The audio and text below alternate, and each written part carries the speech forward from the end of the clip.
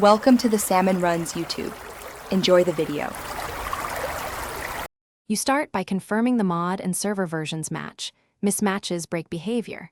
Next, place the Azure Flute. Jar into your mods folder and restart the client so it loads.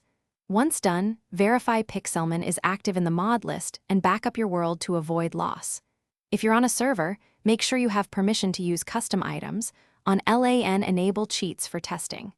This first set gets you into the game state where the flute can be used. You now learn how to trigger the Azure Flute. Equip it and right-click to play the primary tune.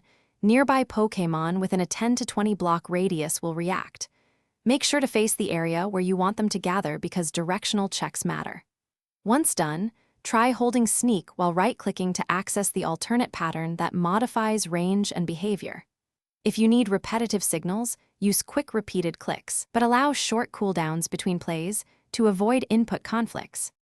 You finish by validating that the flute produced the expected particles and Pokemon movement. Sound and visual cues confirm success. Once done, refine the pattern you use to control range and behavior, testing in an open field to isolate variables. If it fails, make sure mod versions match, check server-side plugin restrictions, and review client and server logs for errors. Finally, ensure you have permission to use custom items on the server.